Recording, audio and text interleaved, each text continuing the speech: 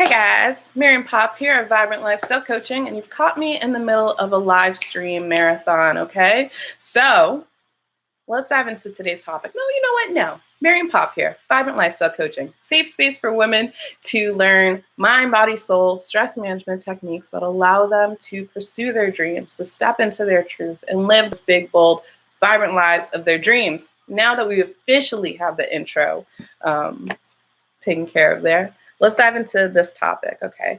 So the next thing I want to talk about here is something that I don't think gets spoken about enough on when you're taking your personal development journey, right? That journey to your best self, right? You're trying to change habits, you're trying to change belief systems, whatever it is, and whatever the journey may be. It could be a fitness journey, it could be a journey back to yourself, it could be, a journey, uplift, oh my God, I'm getting myself tongue-tied here. Time to slow down. It could be a journey towards a new career, whatever your journey is. I promise you these two things always pop up, okay? First being resistance, the second being fear, all right?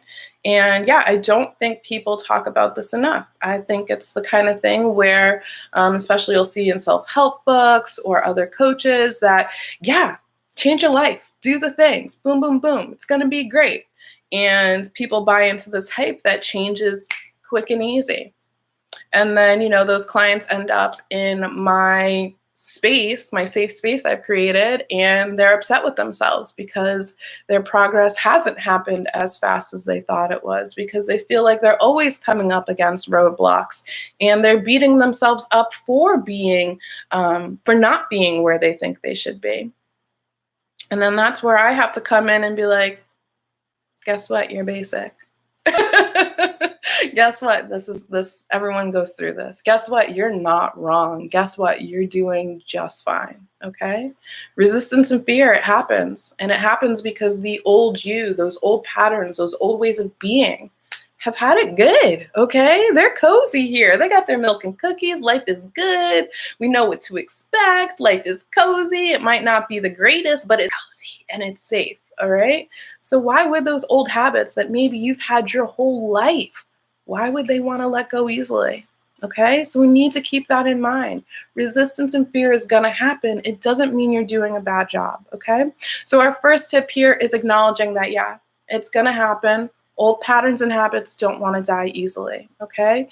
Keeping in mind that if you've been a particular way for your whole life and now you're ready to make a change, you've been in that old way for so long that you've got to give time for this new way to take root, okay? You got to remember, new habits, new beliefs, new ways of being. It's like a little baby seed, okay? And you're the soil, and it's going to take time. It's going to take nurturing. It's going to take your love. It's going to take your patience with yourself. That's going to allow your little seed, that new way of being, to grow in your life, all right? So resistance and fear might just be like, oh, need to get better fertilizer. Ooh, need to water my plant a little bit more. Resistance and fear comes up to show you where to love on yourself a little bit more, where to put in a little bit more effort. Unfortunately, when resistance and fear pop up, instead we run. We run the other way. We go the exact opposite way. Instead of nurturing ourselves, we say, oh, I'm a hot mess, right? And we get into the judgment. No, we're not doing that here, okay? So we're going to acknowledge that this happens. Old patterns want to die hard. The next thing we're going to do is going to be kind to ourselves, right? So instead of running away from ourselves, instead of beating ourselves up, we're going to come back to self and be like, it's okay, all right? It's going to take a little time. I'm learning some new ways of being, all right? Take the time. It's okay. There's no, this isn't a race, all right? This is a long game, all right? This is a long-term changes that we're trying to make here. So keep that in mind. Allow that to take some pressure off of your shoulders, okay? So first, we're going to acknowledge that resistance and fear happens. It doesn't mean we're failing. The second thing we're going to do is be kind to ourselves, okay? We're going to be very kind to ourselves. We're going to run towards ourselves as opposed to away from ourselves, if that makes sense for you. The third thing we're going to do is get that support, okay? I can't stress this enough. When I have gone on various journeys in my life as far as trying to change old patterns and habits and take on new ways of being, some journeys I've taken on my own. It's been a little bit more difficult, taken more time. Other journeys, I've made sure I've had support there, right? Figure out who your people are. Maybe it's people you trust. Maybe it's hiring a therapist. Maybe it's hiring a coach, whatever it may be. You are so worthy and deserving of that support.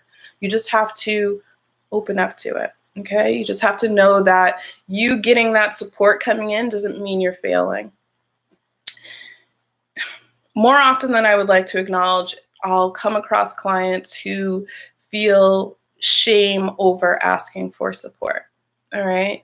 And that really saddens me, right? Because there's this idea that by showing our vulnerability and weakness, that we're failing, okay? And so I'll be the first one to say that calling in support is a huge sign of strength, okay? It's not a weakness.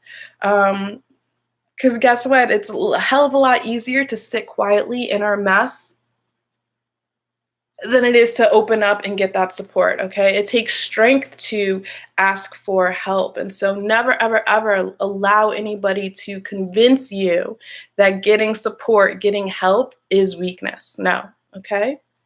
Vulnerability is key. Vulnerability is key. So let me run through these 3 tips real quick for you, all right? Resistance and fear. We got to acknowledge that it's going to happen. We have to be kind to ourselves when it does happen. We have to call in support when we know we need it, when we know we deserve it, all right? So that's my spiel. If this has been speaking to you, please click like, subscribe to the channel, come back again, and share this with your people if you know anybody in need. I am Miriam Pop of Vibrant Lifestyle Coaching, and it's on to the next video. I'm cracking myself up, just so you know. Okay, bye.